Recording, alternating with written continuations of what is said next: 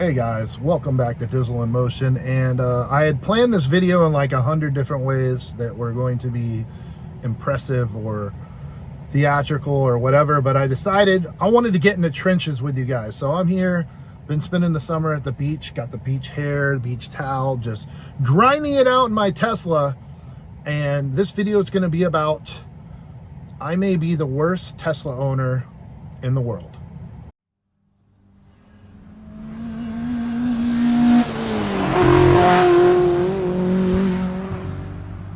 Now, that goes into a lot of speculation of what makes you a bad Tesla owner.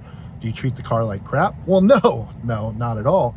But there's definitely a set of criteria. And if you're considering buying a Tesla, especially before the EV credit now runs out in September, you need to know what the criteria are. So there's basically a set of unspoken rules about owning a Tesla that you should follow or have about your lifestyle, things about your lifestyle that need to be part of your life. So for one thing, you should definitely have a place to plug in at your house, your apartment, your place, wherever you stay.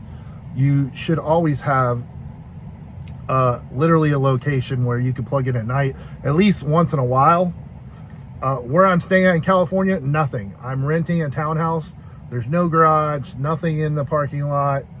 Just not going to happen. It's been brutal.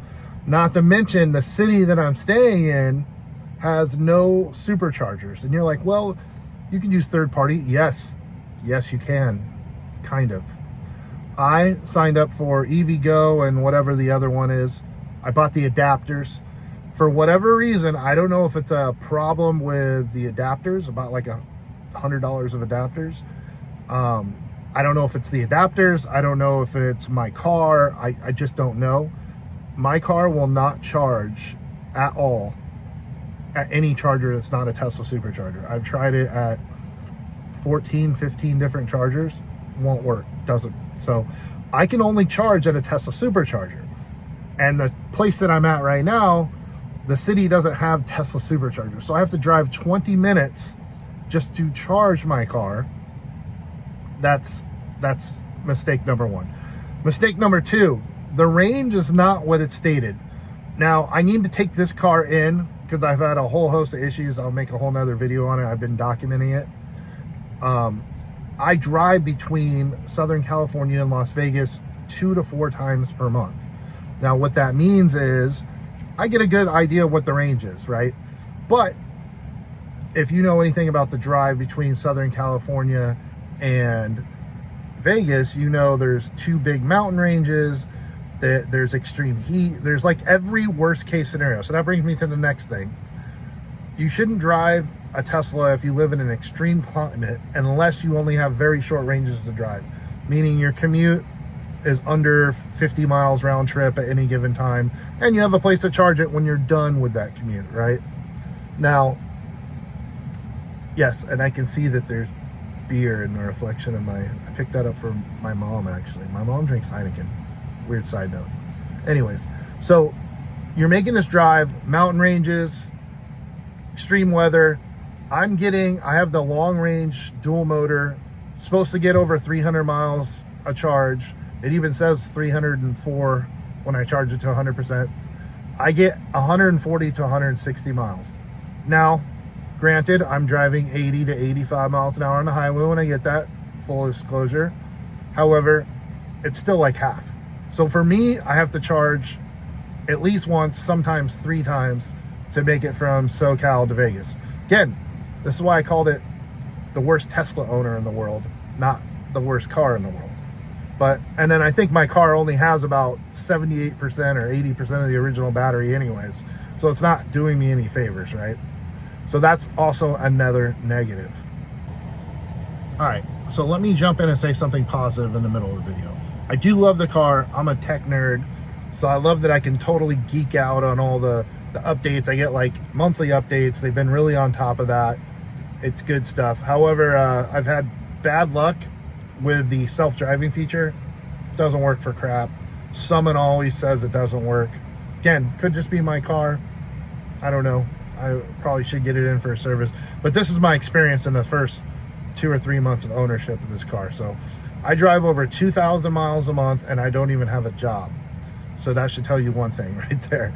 But I've definitely put the miles on this thing, the paces. I love not having to do anything. I had a flat. They were able to patch that and fix that. And I love the fact that I can do simple things and I don't have to maintenance, no oil changes, no whatever. So it's not all negative. I'm just the wrong person to own this vehicle for it to be beneficial. I have kids.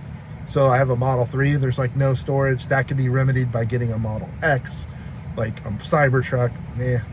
Better values out there in my opinion. But overall, I am the worst possible Tesla owner. And it's not the Tesla's fault necessarily.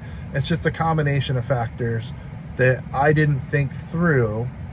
And when I go back to being in Vegas full time, then, you know, that will change because I'll have charging in Vegas and stuff like that. But it's just, you don't think about all these things. The charge rates are expensive, even in Las Vegas at the superchargers. We're paying 44 to 59 cent per kilowatt hour. It's still cheaper than gas, but not by much anymore. It's about 20 or 30% cheaper than a gas car. But you don't got to deal with a lot of the other BS that you do with the gas cars. So there's that. Anyways, in conclusion, I just wanted to make a quick rant video because people keep asking me all these things about Tesla and I say I love it, and then I proceed to complain about every aspect of owning the car, which is accurate because all the issues I'm having outside of, I believe, like I said, the self-driving, the range, stuff like that, are self-inflicted. So let's recap. If you're looking to buy a Tesla, absolutely do not buy one unless you have a place to plug it in anywhere. Even the level 1 charger is usually fine. It works great, but you got to have some place to plug it in yourself. I would not buy one if you're interstate driving 300 plus miles a week like I do. I would not recommend one unless you have very short commutes and you live in places with crazy weather, snow, ice, extreme heat.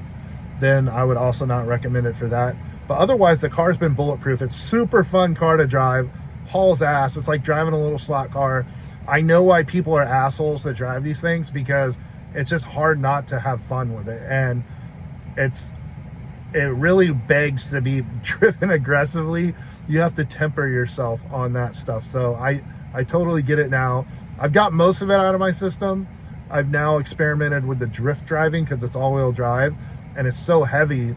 I don't do this on the regular street, obviously, but I find empty areas and I practice drift driving this thing. It's crazy how because it's such a clean press when it slides and it brakes. Drift driving the Tesla is fun as hell. Super fun if you haven't tried it. And it's hard to break it and just ride that line. I've never fully lost it, but I guarantee it's there because of the weight. But the CG is so low, it's been awesome. But eventually it will walk out. That's why I only do it in the middle of nowhere. I know a spin is coming. But in the end, let me know what you guys think. Did I convince you to buy a Tesla? Did I talk you out of one? Am I just a retard? Yeah, probably all of the above, depending on who we're talking about. Anyways, thanks for watching the video. Subscribe, like, and all that stuff. And we're going to do some more gorilla videos because I've been waiting to do videos all summer and I just haven't had time to sit down and film them pretty. So you're getting the beach towel in the car, on the water. We're going to cut some videos like that, all right? Take care, everybody. Thanks for watching.